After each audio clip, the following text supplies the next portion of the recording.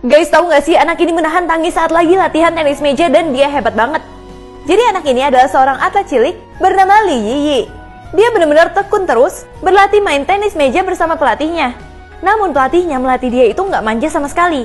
Dan kadang-kadang dengan nada yang tinggi, sehingga anak ini tuh seringkali menahan tangis. Tapi guys, yang bikin banyak orang kagum, walau dia nangis kayak gini, dia langsung mengusap air matanya. Dan setelah itu dia kembali berlatih lagi. Dia nggak pernah putus asa sekalipun. Bahkan kerja keras dia luar biasa banget, latihan 5-6 kali seminggu. Dan karena semua kerja kerasnya dan semua tangisan yang telah dikeluarkannya, dia akhirnya bisa tersenyum karena memenangkan kompetisi resmi pertamanya. Jadi kalian juga harus belajar untuk bangkit dan tidak pernah putus asa. Bertahun-tahun cowok ini baru tahu kalau pacarnya itu botak dan selama ini dia pakai wig. Ternyata pacarnya itu mengidap kanker dan dia nggak punya rambut sama sekali. Padahal mereka baru aja mau menikah, tapi akhirnya cowoknya membatalkan pernikahannya dia untuk nikah sama cewek lain. Awalnya dia sedih banget, bahkan dia juga diundang ke nikahan dari cowoknya. Tapi lama-kelamaan dia harus pede. Dan walaupun dia botak, dia tuh bener-bener pede dan jadi cantik banget, bahkan dia jadi model internasional. Setelah itu cowoknya udah punya istri, masih ngejar-ngejar cewek ini, tapi sayangnya semuanya udah terlambat. Pasien ini udah kesenengan dapat suster yang super cantik. Tapi pas dia lihat namanya, kok susternya sama seperti suster yang ngurusin dia yang mukanya gak secantik ini. Ternyata pas dia lihat, dia shock banget. Ketika si suster so cantik dan dia langsung hapus semua make upnya, ternyata dia berubah lagi menjadi suster yang dia kenal. Ternyata si suster baru aja nyobain make up yang bikin dia cantik banget guys. Akhirnya si cowok genit ini malah kena mental dan tambah sakit. Cowok ini mutusin pacarnya cuman karena pacarnya itu lupa cukur bulu ketek. Jadi ada pasangan ini yang lagi jalan-jalan dan main-main di taman. Awalnya cowoknya seneng banget lihat ceweknya yang sangat cantik, tapi tiba-tiba dia ngeliat ceweknya itu lupa cukur bulu ketek. Di situ si cowok langsung kabur dong ninggalin ceweknya. Tapi ternyata semua itu hanya ada di pikiran ceweknya. Mau dia berbulu atau enggak, si cowok tuh nggak masalah. Karena si cowoknya itu mencintai ceweknya apa adanya. Babi ini ke restoran mahal, tapi dia kaget banget menunya isinya babi juga semua. Jadi awalnya pelayan restoran ini nggak tahu kalau yang datang itu adalah babi. Dia bilang banyak banget babi di sini yang enak-enak, ada babi panggang, ada babi lainnya. Tapi pas dia lihat orangnya itu lepas menunya, itu adalah babi dong. Jadi babinya marah-marah karena bilang kalau review restoran ini harusnya nggak masak babi. Tapi kenapa tiba-tiba temen-temennya semua yang lagi dimasak?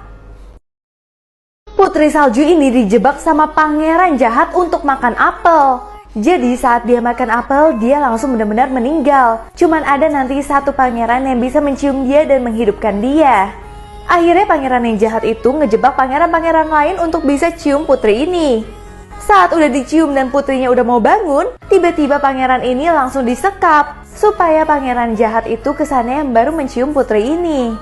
Ternyata pangeran ganteng ini yang selama ini itu pura-pura, sebenarnya dia bukan pangeran. Bocil ini jadi terkenal karena ketahuan kasih makan anjing kampung yang kelaparan. Jadi bocil ini setiap hari memang suka banget kasih makan anjing kampung. Tiba-tiba ada fotografer yang memfoto keadaan ini. Si bocilnya itu langsung seneng banget karena dia langsung terkenal dan fotonya dia masuk koran. Dia terkenal menjadi bocil yang sangat baik. Tapi ibunya di sini nangis. Karena sebenarnya satu keluarga itu adalah pemakan manusia. Jadi yang bocilnya kasih ke anjingnya itu bukan daging biasa tapi daging manusia. Cowok ini selalu kepedean kalau dia bakal dimalingin di ATM.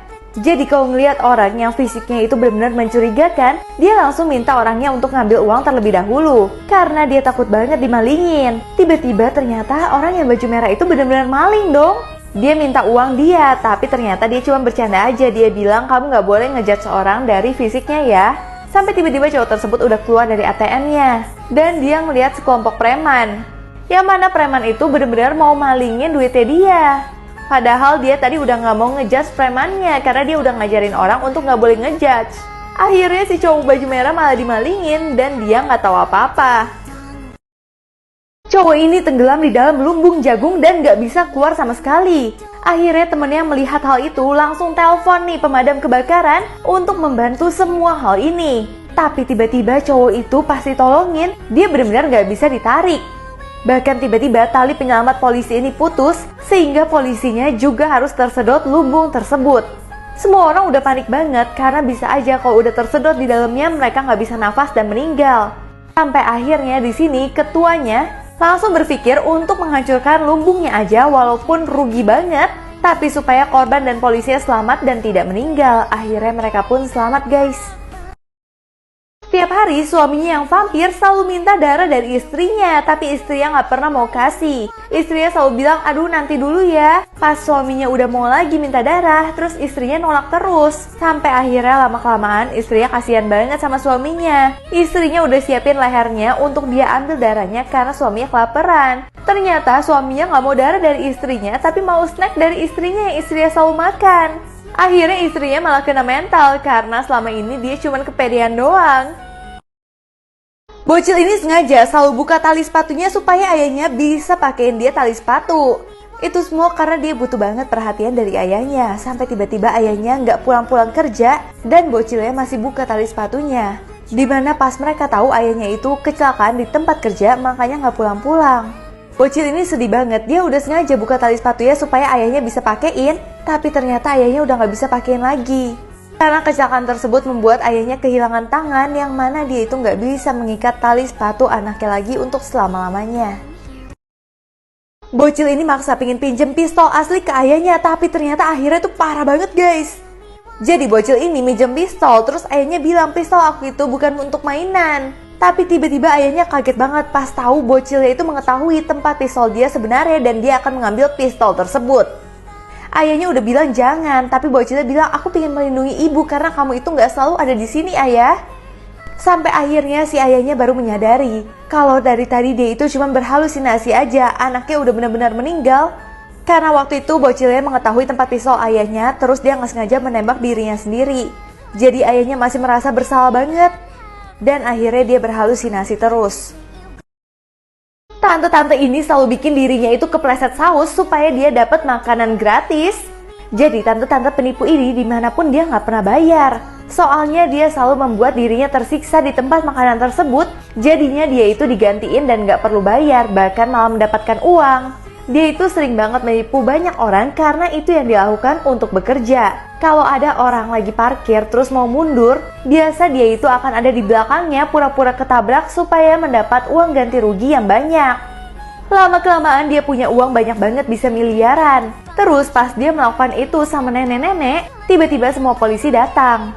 Tapi ternyata salah satu polisi itu udah pernah menangani kasus dia kalau dia itu adalah penipu dan maling. Akhirnya dia ketahuan dan malah dikerjain sama polisinya pura-pura dibawa ke rumah sakit. Jadi ketakutan deh dia ketahuan. Cowok ini pingin nyocol coklat di pabrik supaya gratis, tapi tiba-tiba dia malah masuk ke dalam tangki coklat tersebut. Di situ semua pekerja yang ada di situ langsung telepon polisi karena si cowok tersebut terjebak di dalam situ dan kesedot. Kalau diangkat makin kesedot.